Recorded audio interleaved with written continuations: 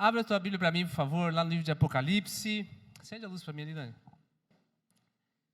O último livro da Bíblia, nós estamos numa série chamada Sete Igrejas da Ásia, ou as Sete Igrejas de Apocalipse, né? Para alguns, nossa, e agora, quando uma pessoa ouviu, fala, nossa, vocês vão estudar isso aí mesmo, já imaginou raios e trovões, e final dos tempos, e vulcões, e terremotos acontecendo, e a gente vê que são cartas dirigidas à igreja, cartas que se referiam àquelas pessoas específicas, mas que têm uma aplicação para nós hoje, e nós estamos caminhando dentro delas. Hoje nós entramos na terceira. Põe uma mapinha para mim lá, Fagner, só para a gente se situar onde é que nós estamos hoje. Primeira semana nós vimos Éfeso, aqui embaixo uma cidade litorânea, tudo isso hoje aqui é a Turquia. Depois, na semana passada, vimos Esmirna, e hoje nós vamos um pouquinho para cima, e é assim que era essa a ideia, que essas cartas, essas igrejas, né, elas estavam dentro de uma rota, dentro de um círculo comercial, e a partir dali, o conhecimento era disseminado para toda a igreja dentro do império. Então, nós chegamos hoje lá em Pérgamo, e nós vimos que cada carta, Jesus está se dirigindo a cada uma dessas igrejas. Eram igrejas reais, comunidades de pessoas que estavam vivendo ali. João está um pouquinho mais para cá, está fora do mapa, mas ele está um pouquinho para cá, para a esquerda, trancado, isolado na Alcatraz da época, na ilha de Patmos, hoje pertence à Grécia. Está lá, ele tem a revelação de Apocalipse, e os 3 primeiros capítulos são cartas dirigidas especificamente a essas igrejas.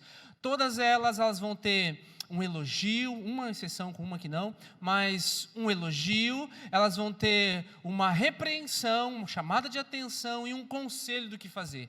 Isso serviu para eles, mas tem uma aplicação muito peculiar para nós hoje. Você deixa aberto, então, lá no capítulo 2, que eu vou demorar um pouquinho para chegar, nós vamos a partir do verso 12, e aí eu vou ler o texto inteiro contigo, mas eu preciso te dar esse contexto histórico agora, que é bem importante, porque às vezes nós olhamos para o Apocalipse, nossa, é um livro muito complicado, não, tem muita simbologia, 7 estrelas, como assim? Jesus parece lá um cara, eu sou aquele que tem as 7 estrelas na mão, aquele que anda no meio dos candelabros, aí você já imagina, nossa, que coisa complicada, e não é, na primeira semana eu já mostrei para vocês, né, o anjo da igreja que está lá não sei aonde, aquele que tem as 7 estrelas, são as 7 estrelas, são as 7 igrejas, aquele que anda no meio dos candelabros, e aí o próprio Apocalipse vai dizer para você no capítulo 1 que os candelabros são as igrejas. Então tem uma parte de simbologia sim, mas tem uma parte que envolve um contexto histórico da época, é isso que eu preciso que você entenda.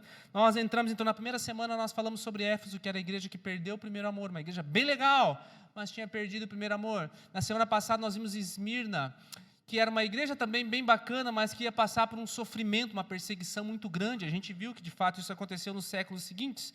E hoje, nessa semana, em Pérgamo, diz um historiador chamado Plínio, que Pérgamo era a cidade mais famosa da Ásia. Atualmente o nome dela é Bérgama. Mas por que a cidade mais famosa da Ásia? Talvez você nunca tinha ouvido falar de Pérgamo. Quando se dirige uma carta, quando se escreve uma carta para esse pessoal e para uma cidade famosa, evidentemente alguns contextos vão ser citados, é isso que vai acontecer aqui agora. Ela era uma cidade conhecida por 3 coisas. Primeira delas, sua conquista intelectual. Eu não sei se você sabia, mas uma das bibliotecas mais famosas do mundo é a Biblioteca de Alexandria. Depois de Alexandria vinha Pérgamo.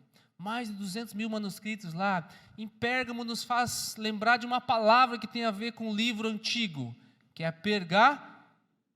Você sabia que pergaminho veio aqui de Pérgamo? Tinha uma concorrência lá entre as 2 bibliotecas, qual que tinha mais, qual que tinha mais. Eles desenvolveram uma técnica de curtir a pele do animal e passar a escrever ali. Por quê? Porque era só escrito em papiro. O papiro ele se dissolvia muito rápido, então eles desenvolveram isso aqui e passaram a escrever nesses coisas de animais, que veio a se chamar pergaminho. Então a intelectualidade deles era algo assim bem, uma maneira de eles se exaltarem. A segunda coisa é que ela era uma cidade muito importante politicamente, porque ela ficava em cima de um monte, e aí em cima do monte ela era uma fortaleza natural, de fato é daí que vem o nome Pérgamo, que significa cidadela ou fortaleza. Então nós nos exaltamos, temos a ideia que somos intelectualmente superiores às outras nações ou às outras cidades. Temos aqui uma importante localização geográfica, a gente viu no mapa que era um pouquinho mais para dentro, então é perto do mar, é perto das outras rotas comerciais, e por isso ela ficou sendo a capital da Ásia Menor, segundo o Império Romano. E aí Tem uma terceira coisa, característica dessa cidade, que é bem importante para quando a gente entrar no texto, que a idolatria lá era muito forte. Vários templos pagãos grandes foram construídos naquele lugar. E lá em Marcos você vai perceber, por exemplo, que havia um culto ao imperador. A gente às vezes não dá muita bola para isso. Às vezes a gente vê na história assim, nossa, uns imperadores querendo se chamar Deus. Nossa, isso aqui é a loucura, o máximo da loucura humana, querer ser Deus. Não. Havia um culto ao imperador, e um dos principais templos estavam lá em Pérgamo. E o que as pessoas faziam? Olha que curioso, as pessoas chegavam lá nesse templo de Pérgamo, jogavam incenso nesse templo do imperador e falavam assim, César é o Senhor. Jogavam lá o incenso naquele lugar e proclamavam, César é o Senhor. E em alguns momentos da história, em especial esse que nós estamos falando aqui, quem não reconhecesse o imperador como Senhor, ou Quírios, quem não reconhecesse, poderia ser confrontado e poderia ter que negar sua fé, ou o que quer que fosse, para confessar que César era o Senhor. E isso, quando chegava o momento da perseguição cristã, era algo muito intenso. Agora, o que é curioso, querido, que muitas pessoas morreram com essa imposição política, com essa imposição ideológica, você pode colocar. Nós olhamos para hoje, vemos um princípio de perseguição para nós, mas em muitos lugares do mundo os cristãos estão sendo perseguidos, sim, estão dando a sua vida, sim. E o que é que eu e você temos que olhar para cada uma dessas cartas? Elas não são simplesmente uma chamada de atenção ou querendo te condenar. Todas elas têm um ponto de esperança no final. Todas elas nos levam a um novo momento, a uma nova perspectiva diante daquilo que nós estamos vivendo. Agora, eu e você sabemos, nós vivemos já mais de 2000 anos depois. O Quírios da época lá caiu. César em algum momento caiu. Aquele governo opressor matou muitas pessoas, cristãos inclusive, mas em algum momento ele caiu. E quem continua sendo proclamado como Senhor hoje? Quem continua sendo proclamado como Senhor hoje, querido? Jesus, essa expressão, Jesus é o Senhor, ela é carregada de um martírio muito grande, ela é carregada do sangue de muitos antepassados, ela é carregada do sangue de muitos cristãos. Por isso, querido, a afirmação de que Jesus Cristo é o Senhor, sabe, nós não vivemos em um continente relativamente novo, mas se tivéssemos a oportunidade de estarmos lá e olharmos para todas aquelas ruínas, eu estive lá o ano passado, num desses templos, um templo de Zeus, eu olhei naquele lugar, eu fiquei pensando, imaginando quantas pessoas não estiveram aqui sacrificando coisas, sacrificando comida a ídolos, sacrificando a vida a ídolos. E o que acontecia nesses templos era que, uma vez que eles estavam ali, eles ficavam comendo de maneira desregrada, e algumas comidas consagradas a ídolos levavam as pessoas a um êxtase, a ponto de, quando eles chegavam naquele êxtase, vinha o segundo ponto do culto deles: orgias, prostituição. Então, dentro desses templos, as principais coisas eram as comidas oferecidas aos ídolos e a imoralidade e a prostituição. E em Pérgamo, isso era intenso. Em Pérgamo existia o templo lá do Asclépios. Você já viu aquele símbolo da medicina, um bastão com uma corda com uma cobra enrolada nele? É inspirado nesse Deus aqui. Eles acreditavam que ele encheu de cobras naquele tempo, e olha que loucura, que a pessoa lá tinha alguma enfermidade, tinha alguma coisa, ali ia lá e dormia lá no meio das cobras. Se uma cobra passasse por cima de você e você não morresse, você estava curado da tua doença. E eles idolatravam aquilo. A ponto mais tarde, veio a ser o símbolo da medicina, no sincretismo de coisas. E dentro desse templo também tinha, dentro dessa cidade também tinha um outro templo, o templo de Dionísio, que era um templo de permissividade, álcool, vinho, bebidas, prostituição na capital. E você vai ver uma expressão muito forte, que quando você lê essa expressão agora vai fazer todo sentido. É uma capital, é um centro onde todas as pessoas vêm para cultuar um Deus que não é Deus, que é um homem, mas se não quiser cultuar esse homem, tem um outro templo aqui, elas vêm para se prostituir, elas vêm para fazer negócios, e é aqui, dentro dessa prostituição, dentro dessa idolatria muito grande, Jesus resolve escrever uma carta. Havia uma igreja lá no meio. Havia uma igreja que nós vamos ver num contexto aqui que ela é até boa, e João escreve isso. Esse é o contexto da igreja de Pérgamo. Está claro até aqui, querido?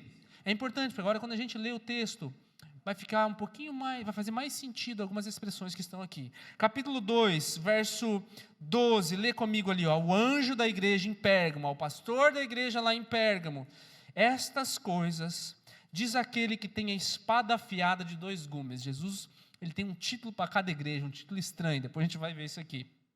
Conheço o lugar onde você mora. Que lugar é esse? Acabei de falar aqui em 5 minutos aqui de introdução para você. Conheço o lugar onde você mora, que é onde está o trono de Satanás. Você consegue entender agora por que ele está usando essa expressão? Onde é que está o trono de Satanás? Todo mundo está indo aí adorar um monte de coisa, está cheio de prostituição aí, olha onde é que vocês estão vivendo, eu sei onde você mora, eu sei as suas dificuldades. E ele diz assim, sei que você conserva o meu nome e não negou a fé que tem em mim, mesmo nos dias de Antipas, já vou falar sobre ele, minha testemunha, meu fiel, que foi morto na cidade de vocês, aí onde Satanás habita. Tenho, porém, contra você algumas coisas. Estão aí em seu meio os que sustentam a doutrina de Balaão, o qual ensinava Balaque a armar cilada diante dos filhos de Israel, para que comessem coisas sacrificadas a ídolos e praticassem prostituição. Lembra do contexto que eu falei que estava acontecendo aqui? Eu já vou falar sobre isso aqui depois.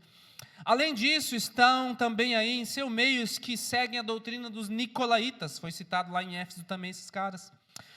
Portanto, agora vem a repreensão. Arrepende-se. Senão eu irei até aí, sem demora, e lutarei contra eles com a espada da minha boca. Quem tem ouvidos, ouça o que o Espírito diz às igrejas. Ao vencedor darei o maná escondido. Também lhe darei uma pedrinha branca, e sobre essa pedrinha um novo nome escrito, o qual ninguém conhece, exceto aquele que o recebe. Tem um contexto aqui histórico que eu vou terminar lá no final da palavra. Deixa eu ir versículo por versículo então, querido. Verso 12. Ao anjo da igreja em Pérgamo, escreva: essas coisas diz aquele que tem a espada afiada de 2 gumes. Cristo tem uma maneira peculiar de se apresentar em cada uma delas. Em Éfeso, lá na primeira semana, nós vimos aquele que tem as 7 estrelas na mão direita e anda entre os 7 candelabros de ouro. Em Esmirna, na semana passada, nós vimos: eu sou o primeiro e o último, aquele que morreu e voltou à vida. Agora Jesus em Pérgamo, ele se apresenta assim, eu sou aquele que tem a espada afiada de 2 gumes. Por que é que Jesus usa essa arma para se descrever? Em cada momento que ele chega para se apresentar a você, querido, ele se apresenta de uma maneira. Nós vimos lá na nossa minissérie, nós vimos 2 semanas sobre o nome de Deus e o nome de Jesus. Nós vimos que não conseguimos dar um nome para Deus, porque se dessemos um nome, nós limitaríamos aquilo que ele é. Então, por isso que ele fala, eu sou o que sou, porque ele pode ser tudo aquilo que você precisa. E nas 7 igrejas, nós vemos que Jesus ele se apresenta de uma maneira, antes de falar, você vai sofrer, antes de falar, vai dar tudo certo, antes de trazer uma repreensão, está tudo errado aquilo que vocês estão fazendo, ele se apresenta por quem ele é. Antes de Jesus te mostrar qualquer coisa, querido, ele vai se apresentar para você da maneira que você mais precisa. Sabe, se você é um pecador inveterado e tem um confronto com Deus, ele vai se apresentar para você como um Deus de amor, como um Deus de aceitação, como um Deus que é capaz de te redimir de todo o pecado. E aqui, nós não podemos dar simplesmente a ênfase nisso, Deus é isso, Deus é amor, então Deus aceita todas as coisas. Deus aceita a gente do jeito que a gente é, isso é uma verdade. Mas em alguns momentos ele vai falar assim, eu não sou simplesmente o Cordeiro de Deus que tira o pecado do mundo.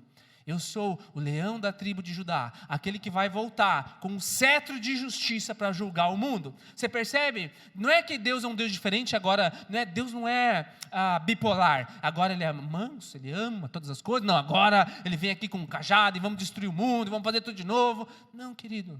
Jesus ele se apresenta de acordo com aquilo que você precisa, mas principalmente de acordo com aquilo que você necessita para ser transformado. E quando ele começa dizendo aqui em Pérgamo assim, eu sou aquele que tem uma espada de 2 gumes afiada. A espada, ela tem a ideia de defesa, mas ela também tem a ideia de juízo. E o que eles estão sofrendo agora? Nós vimos que é uma igreja, não é uma igreja idólatra, é uma cidade idólatra, mas o elogio para eles, vocês têm se mantido fiel. Eu olho para vocês e vejo que vocês têm se mantido fiel. E Pérgamo é uma igreja boa. Porém, tenho isso contra ti, vocês têm permitido algumas coisas, querido. E aqui nós vamos entrar dentro de um politicamente incorreto agora, dentro dos nossos tempos.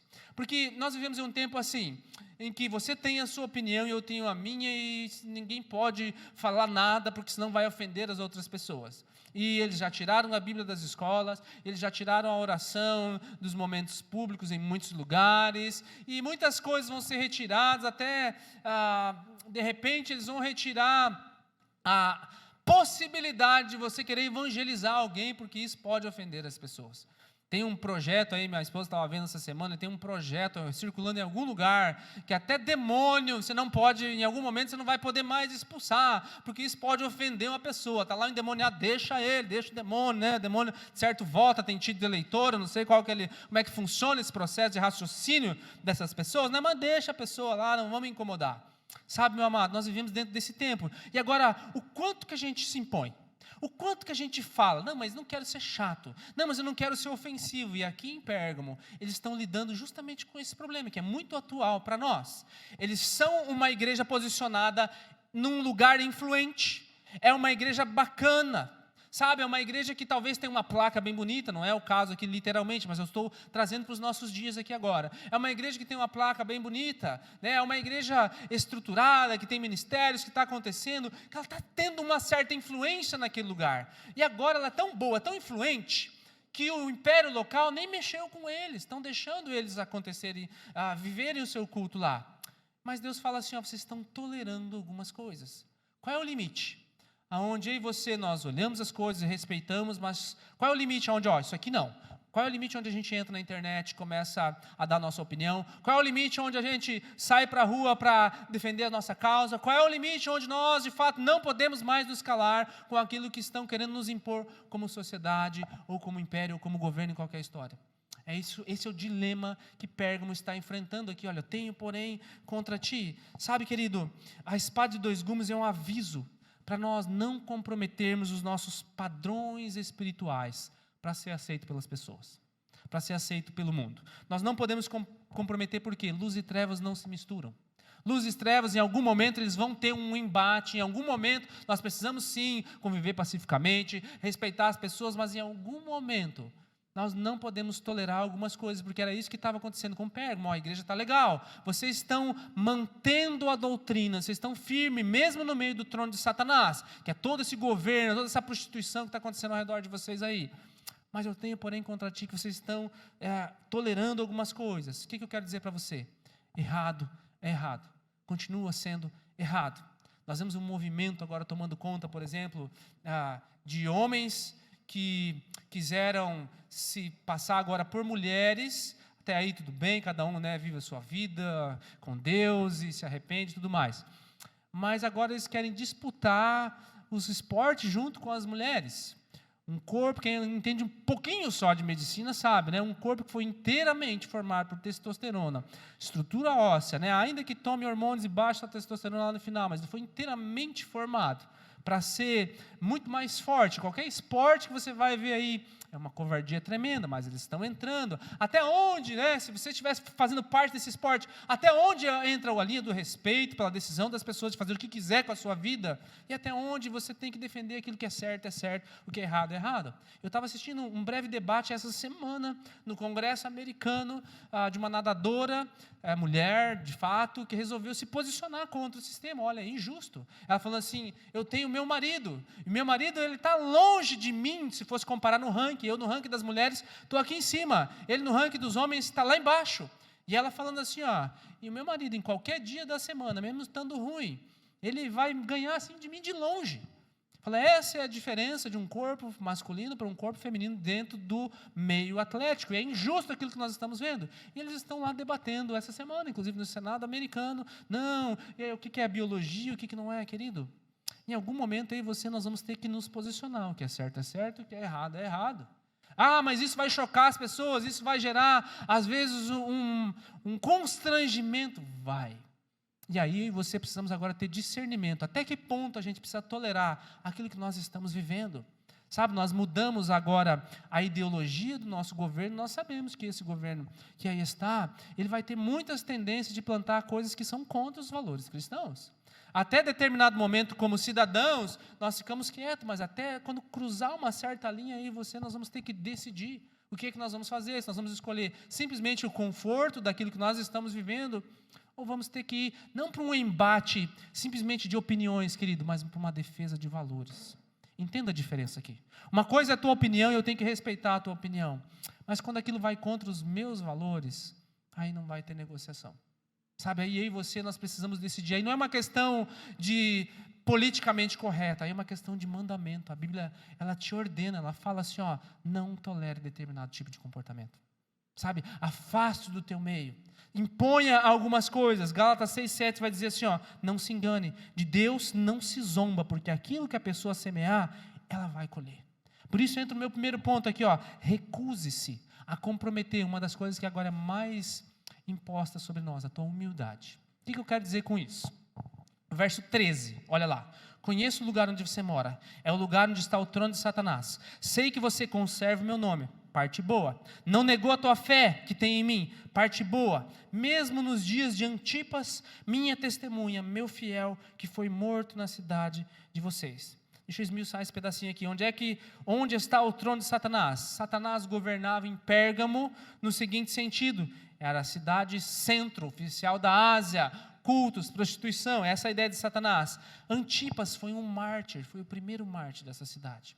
A história diz que esse irmão, Antipas, ele foi assado num forno de bronze, até que ele confessasse que o Quírios, que o Senhor era César e não Jesus. E ele não fez isso. E o que é a Bíblia? É aqui que vem a chave, meu amado. Por que Deus não livrou ele? Por que Deus não fez um milagre como fez com Pedro? Será que Deus amava mais Pedro do que Antipas? Olha a perspectiva de Deus, de Jesus. Ele chama assim Antipas. Ele cita ele na palavra de Deus. Seu nome é eterno. E ele fala assim, ó, meu fiel, minha testemunha, meu fiel. Eu e você às vezes não vamos receber todos os livramentos que nós queremos. Eu e você, em alguns momentos, meu amado, nós não sabemos o porquê, nós precisamos sim orar para que Deus nos livre e tudo mais. Mas em algum momento, dentro da sua sabedoria divina, dentro do seu plano divino, Deus vai permitir certas coisas que não cabe a mim e você decidir, não, esse irmão aqui morreu porque ele tinha pouca fé. Esse irmão aqui morreu porque ele não foi fervoroso o suficiente. Não faça isso. Não fale essa besteira jamais na tua vida. Porque esse tipo de homem aqui, Deus chamou de meu fiel. Nós vamos ver isso aqui no final dessa mesma carta aqui.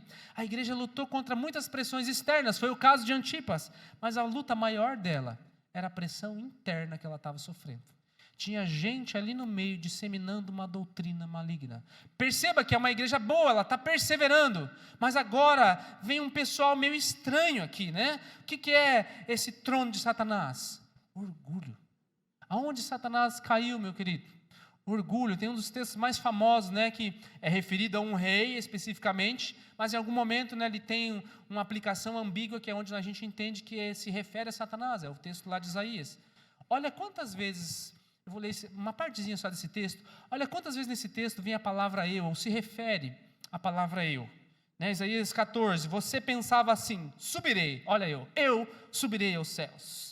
Eu exaltarei o meu trono acima das estrelas. Eu me assentarei no monte da congregação e nas extremidades do norte. E eu subirei acima das mais altas nuvens e serei semelhante ao Altíssimo. O orgulho que sempre quer se exaltar acima das pessoas.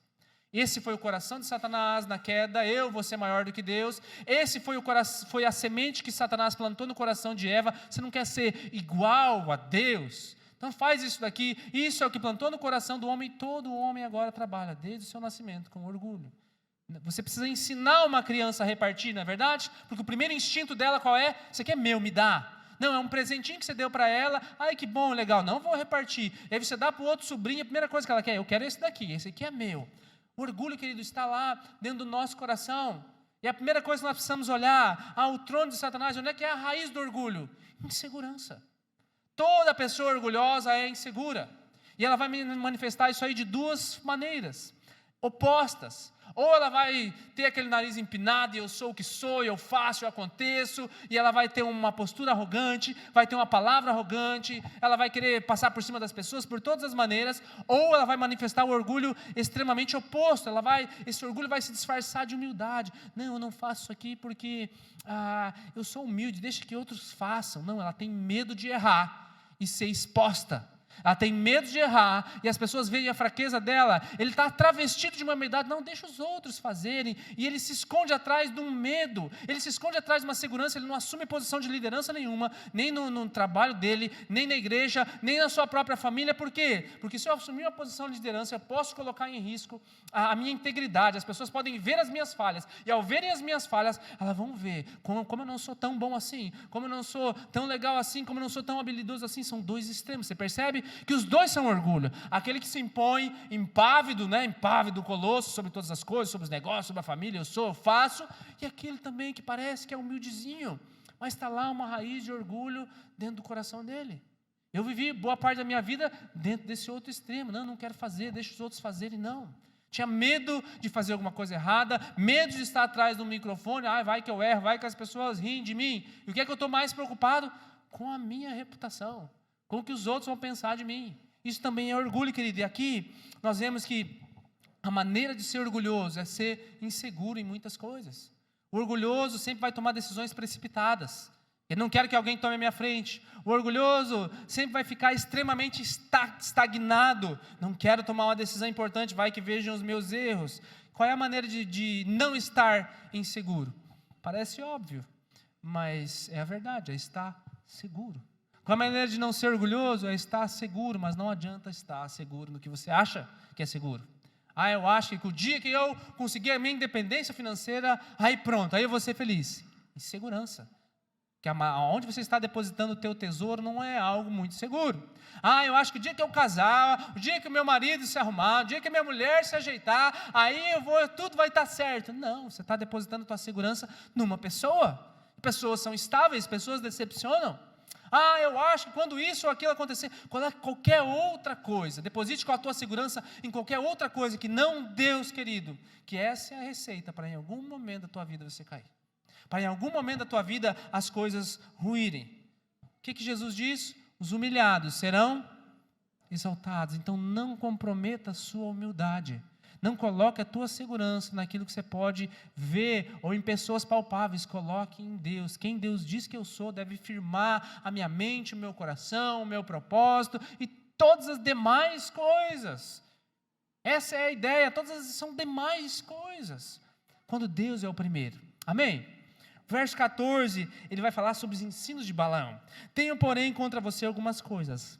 Estão aí no meio de vocês pessoas que sustentam a doutrina de Balaão. O que o Balaão fazia? Ensinava Balaque a armar ciladas diante dos filhos de Israel, para que fizessem duas coisas. Comessem coisas sacrificadas aos ídolos e praticassem prostituição. Essa história está lá em Números 25, depois você lê em casa. Balaque era um rei moabita.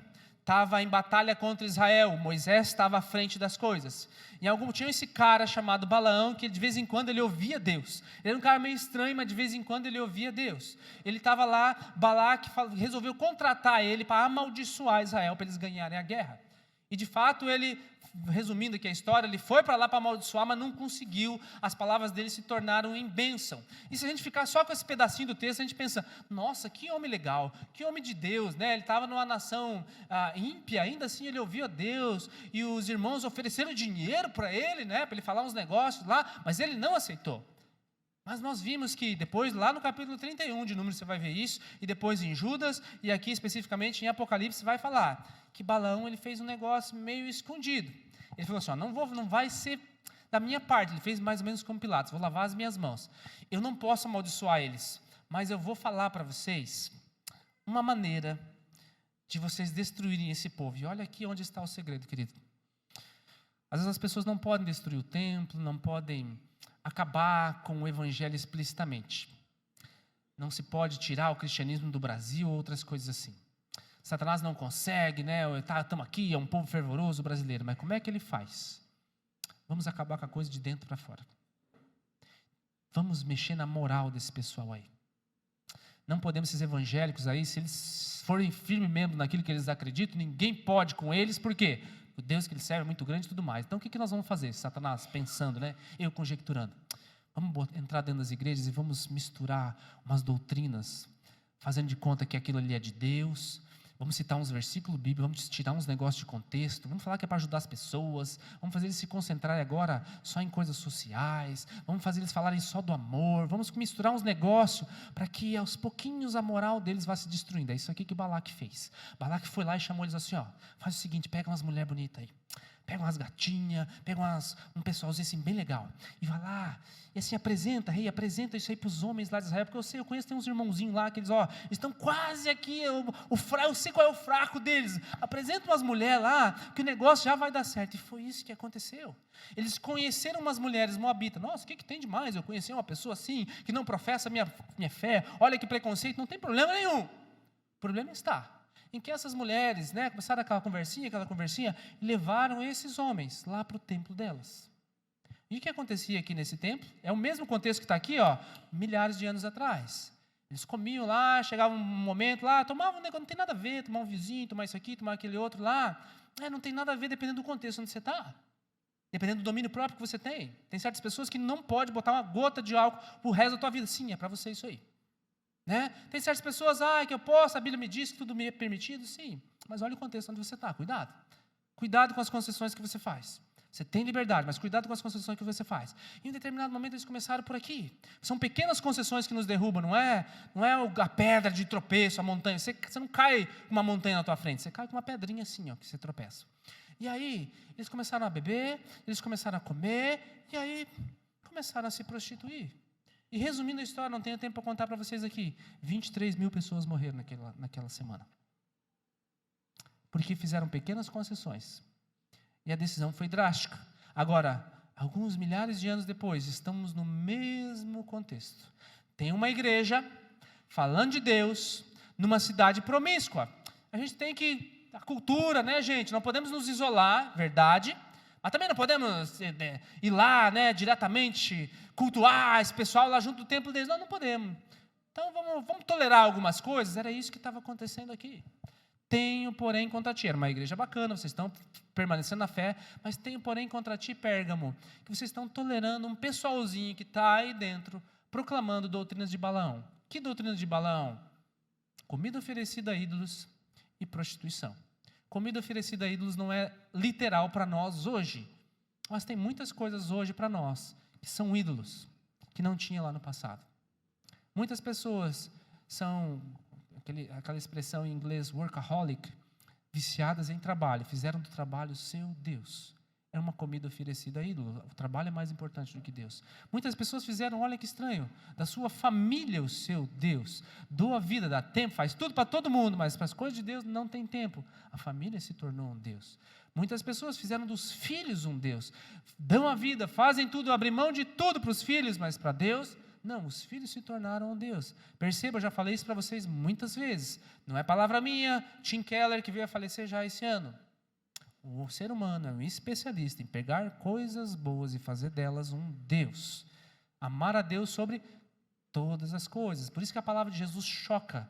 Quem não deixar? Olha, que ele fala, pai, mãe, filhos, filhas, por amor a mim, não pode ser meu discípulo. Ele não está falando para você rejeitar a tua família e fazer um X nele. Ele só está falando assim, onde é que está a tua prioridade? Você não vai ser meu discípulo. Não adianta estar na igreja, ele está falando assim, olha, gente, vocês são legais, mas vocês estão tolerando algumas coisas aí que não é bacana. E ele cita aqui um pessoal chamado os Nicolaitas, além disso, no verso 15, estão também aí no seu meio os que seguem a doutrina dos Nicolaitas, tem todo um contexto histórico aqui, mas os Nicolaitas, eles eram os irmãozinhos que falavam assim, existe uma sociedade ao nosso meio, nós precisamos nos contextualizar dentro da sociedade. Jesus é o Senhor, eles confessavam Jesus, mas a gente precisa se contextualizar no meio, não é assim. Tem certas coisas na Bíblia que nós não podemos mencionar mais, só que tem certas coisas que não se aplicam mais. Eles escolhiam partes das Escrituras que cabia a eles, que era legal, mas outras partes, não, isso aqui não é tão assim, você está sendo muito radical, você está sendo muito religioso, isso aqui pode. E a doutrina dos Nicolaitas, elas permitiam certas coisas que no final das contas levavam as pessoas a cometer essas duas coisas, ceder aos ídolos e ceder à permissividade. Eles acreditavam, olha que interessante, gente, que isso aqui veio, os gnósticos depois vieram a abraçar a doutrina dos nicolaítas também. O que os gnósticos praticamente proclamavam? Que eles tinham um conhecimento revelado diferente dos outros. Que eles tinham um conhecimento maior que a igreja. Ah, você está vendo Policarpo, você está vendo o irmão João que está mandando essa carta? Não, nós temos uma revelação diferente. Nós temos um conhecimento maior do que a igreja tem, ou do que a igreja já passou para você. E essa doutrina já estava sendo disseminada aqui. E João sendo usado aqui, Jesus falando, né? Olha, tem certas doutrinas que você não pode tolerar no teu meio. É aqui que vem a chave, querido. Você ouve muitas palavras minhas aqui te incentivando, te encorajando. Você ouve muito pouco da minha boca eu descendo a lenha em outras pessoas, em outras igrejas, em outras doutrinas. Mas quando isso começar a ferir a pureza e os valores do Evangelho, eu vou falar assim. Às vezes pode ser que eu não venha a citar certos nomes ou coisas assim, mas todos aqueles que me perguntam especificamente, que querem saber de fato, pastor, eu estou lendo isso aqui. Pastor, eu estou assistindo isso aqui, estou sendo influenciado por isso aqui. Se você não fizer, não que eu sou a tua regra, que tem o teu líder para te ajudar aí, não que eu sou aquele que tem que dizer o que você assiste ou não assiste, mas na multidão de conselhos, você recebe daquilo que você honra, você recebe daquilo que você respeita. Se você simplesmente, não precisa, eu vou pela minha própria mente, você vai cair em muitas dessas ciladas aqui. Por que é que eu fiz todo esse estudo, todo esse aparato para trazer essa palavra para você aqui? Para te dar uma boa doutrina. Para te dar, na figura de ovelha, um bom pasto. Agora, se você acha que aquilo que eu falo não é tão importante quanto aquele pregador ou aquele pseudo-evangelista que você assiste no YouTube, meu amado, o que você está fazendo aqui nesse lugar? Se você não me reconhece como anjo dessa igreja, aquele que não quer uma figura única sobre a tua vida de ungidão, e eu sempre exponho a minha fragilidade aqui para vocês, mas se você não reconhece aquilo que Deus coloca sobre a minha vida para te dar de instrução e de correção, de repreensão, de mostrar para você aquilo que é bom e principalmente aquilo que é ruim, meu amado, não adianta você vir a esse lugar.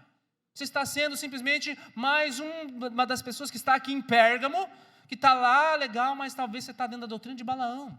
Talvez você está escolhendo aquilo que é bom. Isso aqui eu gosto da igreja, isso aqui eu não gosto. Mas isso aqui é bom, eu vou aplicar para mim. Sabe o que a Bíblia diz? E Pedro vai falar isso. Esse tipo de doutrina seduz os instáveis. E é fato. 2 Pedro, verso 14, seduz os instáveis. São bem treinados na ganância. Vivem sob maldição. Desviaram-se do caminho reto. Seguem os passos. De novo, é Pedro falando. O apóstolo Pedro. Segue os passos de Balaão, filho de Beor. Amou a recompensa que receberia por fazer o mal. Balaão foi refriado na sua loucura, quando uma jumenta falou com ele. Isso aqui é estranho, né? Mulher, se você brigou com teu marido assim, olha que, nossa, Deus usou até uma jumenta para falar, cutuque ele e fala assim, Deus pode te usar ainda, dá esperança para você. Sabe, querido, existem certas coisas que você precisamos nos posicionar. Existem certas coisas que você precisamos afastar da nossa mente. Tem certos livros por aí que colocam até alguns versículos no meio, mas aquilo ali é a doutrina de Balaão. Ele leva a pessoa só a ter um coração ganancioso. Ele leva a pessoa só a querer olhar para as coisas dessa terra. Ele leva assim, olha, como é que eu sei? Porque olha os frutos das pessoas que leem essas coisas. Olha os frutos das pessoas que assistem esses pregadores, esses palestrantes. Olha os frutos das pessoas. Olha o que desperta no coração dela. Ou um desejo absurdo por ganância, ou um sentimento de altamente frustração. Porque eu não consigo, não sou assim. Eu treino, eu faço tantas coisas assim e não chego lá. Não deixe a ganância comprometer a tua integridade. Não deixa, querido, a insegurança comprometer a tua integridade. Você pode dar uma glória a Deus? Guarda isso no teu coração. O segundo ponto é, recuse-se a comprometer os seus valores. Cuidado com os nicolaítas dos nossos tempos, querido. Cuidado com os detentores das chaves de destravamento. Cuidado, sabe, cuidado, porque tem coisa de Deus ali, mas tem muita doutrina que leva o coração das pessoas a se tornarem permissivos com o tempo. É doutrina de Balaão. Não se exponha a esse tipo de ensino. Você pode ouvir em algum momento, tem alguma coisa boa? Sim, quase tudo tem coisa boa. Mas você sabe, um bom exemplo para você ver o que você come ou não come, existem peixes maravilhosos, não existe? Vamos usar esse exemplo dos peixes. Mas tem peixe que tem muita espinha, não tem? O que é melhor você comer? Um filezinho já pronto para você, vem e manda, ou você ficar ali 40 minutos tirando as espinhas? Mas é tão bom. Aí é você que vai avaliar o quanto que vale a pena. De vez em quando eu queria comer um negócio desse. Beleza, se você conseguir ficar lá, tirar todos os espinhos e não fazer mal. Agora, se você tiver que comer isso aí todo dia, você sabe que todo dia você não tem tempo para ficar ali tirando espinho, você tem coisa para fazer, não é verdade? Se você comer aquele peixe cheio de espinho todo dia, que você tem que ficar tirando coisa, em algum momento você vai se engasgar. Você está entendendo a analogia que eu quero fazer? Tem coisas que já é filé, já come filé. Tem coisas que tem coisa boa lá dentro, mas tem muito espinho lá dentro. E se você comer aquilo ali todo dia, uma hora você vai se engasgar. Você entende? Não é que eu estou falando que essas pessoas não são de Deus, não. Eu poderia dizer assim, ó, a maior parte delas são piedosas. Elas acham que elas estão fazendo uma coisa boa, como essa turma aqui achava que estava fazendo uma coisa boa. Não, nós temos um conhecimento diferente, os nicolaístas. Mas Deus está falando para você assim, ó, eu não tolero esse tipo de ensino aí. Isso aí não é bom para você. Sabe, tem algo aqui, olha, vocês têm perseverado na fé, mas tenho, porém, contra ti algo. Como é que você vai identificar eles? Eu não tenho tempo para explicar para você aqui, mas eu vou te dar duas coisas básicas. Para você definir se aquilo que você está ouvindo é um falso ensino, é travestido de um falso ensino. Primeiro deles, negam a Bíblia como autoridade absoluta e final. Isso significa que a Bíblia contém a palavra de Deus, ela não é a palavra de Deus, já falei isso para vocês. Nós entendemos que a Bíblia é a palavra de Deus. Ela contém tudo aquilo que nós precisamos para receber a revelação que Deus quis dar para nós.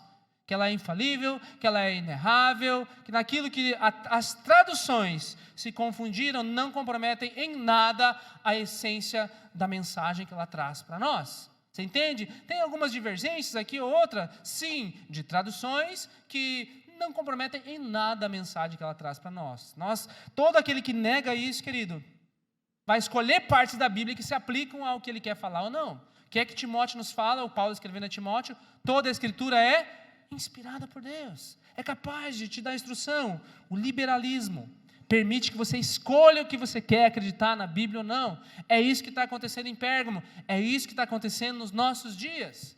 Eu escolho o que eu quero acreditar na Bíblia ou não. O liberalismo vai trazer mensagens e pregadores na internet que vão focar só no amor de Deus e vão escrever músicas que só falam a respeito disso, que é uma verdade. Mas quando eu enfatizo só isso, eu não enfatizo o julgamento, eu não enfatizo o pecado, eu vou enxergar Deus como se fosse uma criança desesperada por ter um relacionamento comigo. E aí, porque Deus é amor, Deus é isso, Deus é aquilo, porque isso e aquilo. E aí eu só vou enfatizar isso. Eu vou enxergar Deus como essa criancinha, como esse ser celestial, dependente do afeto humano. Ele nos ama tanto e tanto. É verdade que Deus é amor. É verdade que Ele nos ama a ponto de entregar o seu Filho, que Ele é puro, de que Ele te recebe como você está, de que Ele te sara, de que Ele te diz palavras doces, que Ele te tira de um lamaçal de pecado, te encoraja, te motiva, e te ama, e te põe para frente. Isso tudo é verdade. Mas você não pode esquecer de maneira nenhuma, porque senão isso é um pseudo-evangelho, que Ele também é juiz, Ele é justo, Ele vem para julgar, que Ele não tolera o pecado, Ele ama o pecador, mas Ele não tolera o pecado. Amém, querido? Sabe, isso é uma verdade.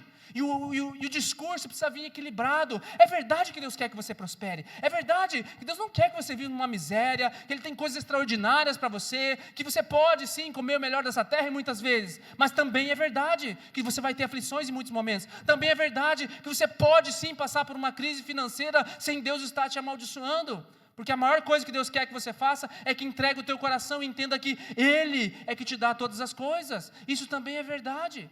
E se eu ficar enfatizando só alguma coisa, o que eu estou fazendo? Selecionando partes que as pessoas vão contribuir com dinheiro. Selecionando partes que as pessoas vão voltar aqui para a gente fazer o nosso showzinho semanal. Selecionando partes para dar para as pessoas somente palavras de encorajamento, porque afinal de contas o mundo é tão difícil, elas já sofrem muito lá fora. Doutrina de Nicolaitas, doutrina de Balaão. Não é isso que você vai ouvir aqui em algum momento. Sabe, querido, nós queremos ter um discurso sempre equilibrado. Por isso que é 7 igrejas, né? Porque vai ter, fica tranquilo, vai ter palavras bem mansinhas, né? Vou passar bastante a mão na tua cabeça. Mas o discurso das 7 igrejas é isso, querido. Em algum momento você está lá, a igreja top, na cidade top, tudo legal, bombando, pessoas vindo no culto, e vamos lá. Ei, não tolera determinadas coisas. Não adianta as luzes, não adianta as vozes, não adianta a multidão, porque se eu tolerar esse tipo de doutrina aqui, eu perdi a essência daquilo que eu fiquei para fazer. E eu vou estar até vou receber concessões e comendas da prefeitura de Pérgamo, e vão chamar o pastor lá, e vão fazer um monte de coisa, eu vou ter a ilusão que a nossa igreja é uma igreja influente na cidade. Você até pode ser influente nesse mundo aí, mas você perdeu a essência.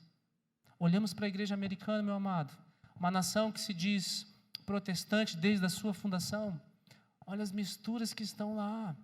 Você não faz ideia das coisas, das permissividades que estão acontecendo. Já estão vivendo lá nos Estados Unidos um momento pós-cristão, onde o cristianismo, isso aqui é coisa do passado. Deixa eu terminar com esse último ponto. Recuse-se a comprometer a tua pureza. Deixa eu falar para você que valores que nós defendemos. Essa igreja sempre será contra o aborto sob demanda. Eu quero, não gostei, a vida é minha, eu faço o que eu quero, o corpo é meu. São valores bíblicos, nós sempre vamos defender a vida. Essa igreja sempre será contra a imoralidade sexual de todas as formas. Não dos homossexuais apenas, dos adúlteros também. Daqueles que não se casaram e vivem dentro dessa vida. Por que, meu amado? Porque a Bíblia diz assim. A Bíblia diz que o sexo é algo precioso, é fantástico, mas é para você viver dentro de uma cerca, de um compromisso, sabe? E aí nós olhamos assim, nossa, nunca que eu venderia o meu corpo por R$500, nunca que eu venderia o meu corpo por R$1.000. Mas às vezes você dá de graça, por causa de um jantar, por causa de um status, por causa de uma festa. É a mesma coisa. Nós não temos um peso maior para aquele que pratica a homossexualidade do que para aquele que adultera. É a mesma coisa. Sabe, nós não temos um rigor maior para os homossexuais, não, que é o mesmo rigor para o jovem que está vindo, que precisa casar, que você está tendo um relacionamento diferente, aí está debaixo de maldição. Sabe, não é isso que Deus tem para você. Jamais entregue o seu corpo para alguém que não está disposto a se comprometer com você para o resto da vida. Esse é o valor da palavra de Deus. É isso que nós ensinamos aqui, querido. Mas agora o que a gente faz? Deus perdoa o tempo da ignorância, Deus vai restaurar a tua vida, Deus vai... Pastor, estamos vivendo há tanto tempo juntos, estamos vivendo em pecado. Se você já está junto dessa mulher aí há tanto tempo, ainda que você não foi lá e não registrou, querido, você não está vivendo em pecado, já está casado com ela faz tempo, segundo a lei. Mas agora, assim, entra debaixo de um ciclo de bênção. Por que você não foi lá e não assumiu um compromisso de fato? Será que de fato você nunca tomou a decisão de se comprometer de verdade com essa mulher ou com esse marido? É isso que um papel nos diz, querido, diante da lei, diante das pessoas. Você entende o que eu estou te falando?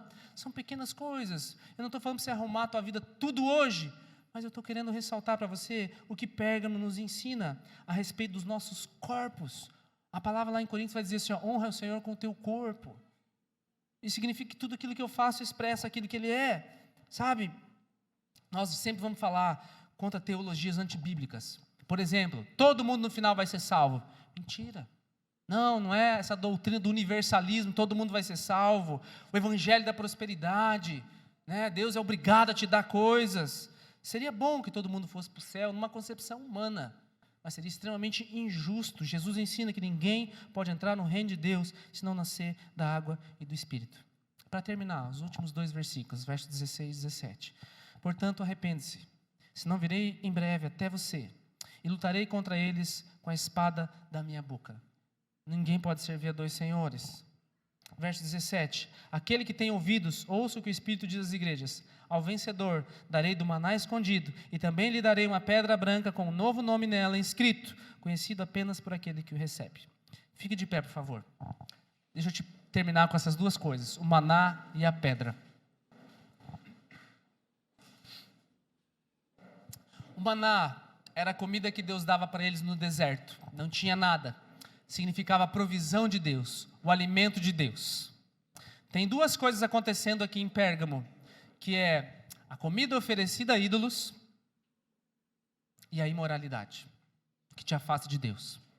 Agora ele fala assim, tem uma comida oferecida a ídolos, existe foco no trabalho, na profissão, na família, enfim, tem várias coisas que podem tomar o nosso coração. Ele fala assim, aquele que vencer, toda a carta, querido, apesar disso tudo que eu falei, termina com uma palavra de esperança. É assim que eu quero terminar hoje. Toda a carta termina com uma palavra de esperança. Ele fala, existe um maná escondido para você. Existe uma provisão que vem do céu para você. Ainda que você olhe ao teu redor, não consigo, pastor, é tanta coisa ao meu redor, tanta coisa acontecendo, tem tanta coisa que eu não consigo distinguir. Ele fala assim, existe um maná escondido para você. Se você vencer, se você perseverar, eu tenho um maná para você.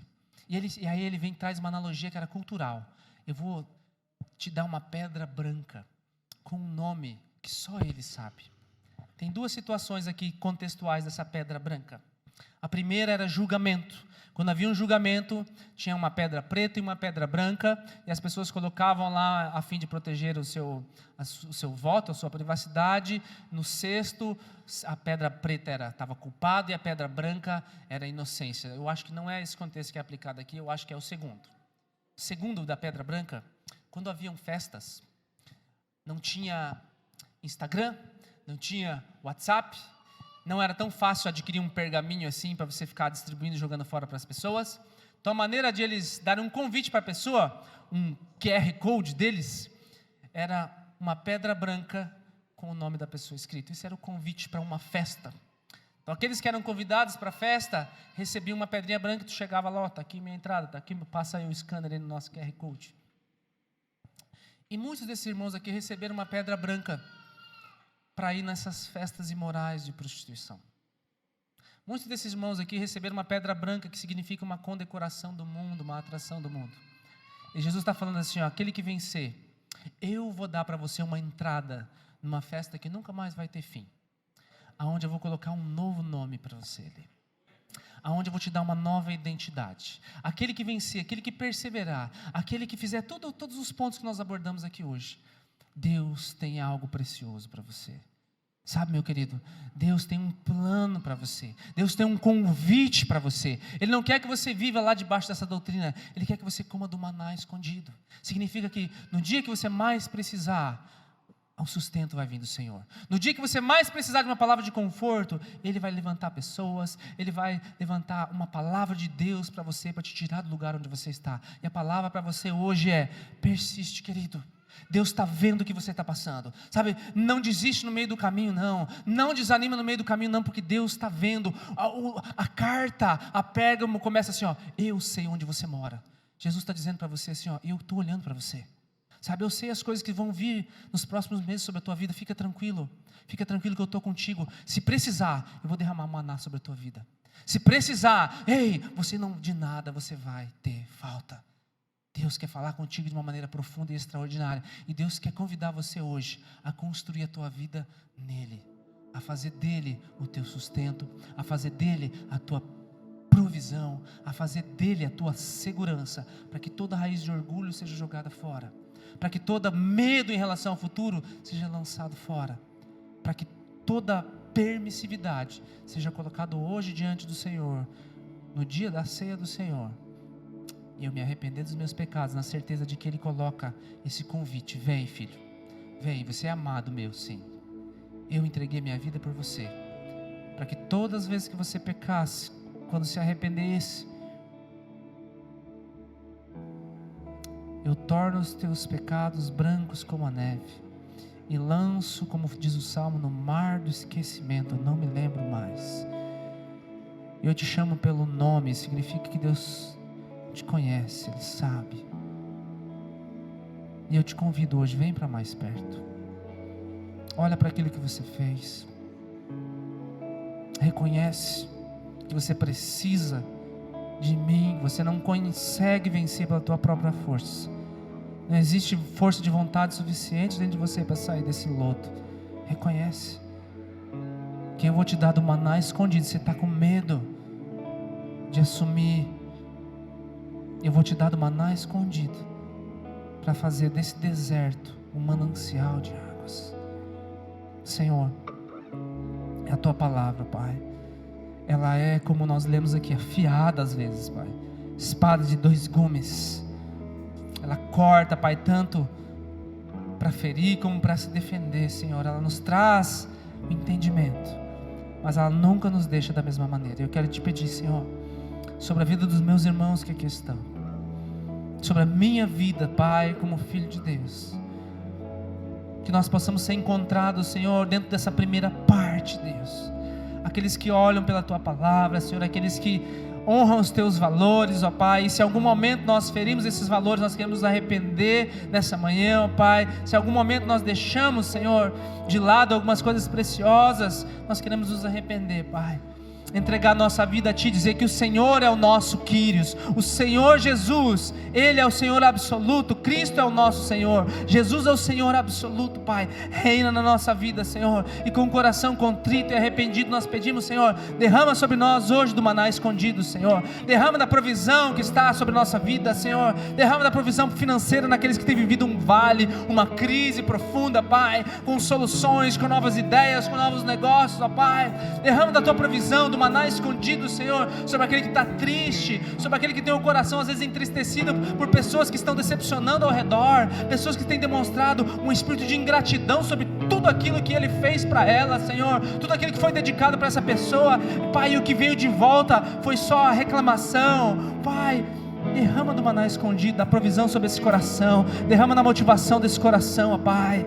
Pai, sobre essa família aí, Senhor, derrama do maná escondido, Senhor, que haja uma transformação ali dentro, Senhor. Pai, que o Senhor borbulhe lá naquela casa, Senhor. Desperta esse marido, Senhor. Desperta esse marido, Pai. Senhor, desperta essa esposa, Senhor. Pai, desperta ela agora. Desperta o coração desse filho, Senhor. Desperta agora, Senhor, que o Teu Espírito Santo vem entrar, vem inundar o coração de cada um deles, Pai, trazendo o avivamento, Senhor, trazendo a consciência, Senhor, de que nós construímos a nossa vida em Ti. Tu és o nosso firme fundamento, Pai, e que uma vez que o Senhor vai à frente, não há o que temer. Nós recebemos uma pedra com o nosso nome, um convite a entrar. Entre no reino do Teu Senhor, entre debaixo da proteção do Teu Senhor. Meu amado, você está debaixo do esconderijo do Altíssimo, você descansa, não é lá fora, mas é na sombra do Onipotente. Oh Espírito Santo, faz a Tua obra aqui hoje, Senhor. Enche esse coração, Pai, de motivação, de encorajamento, Senhor. Pai, enche, Senhor. Enche, Espírito Santo, com o Teu favor, com a certeza do nosso chamado, que nós somos cuidados por Ti, que nós somos amparados por Ti, Senhor.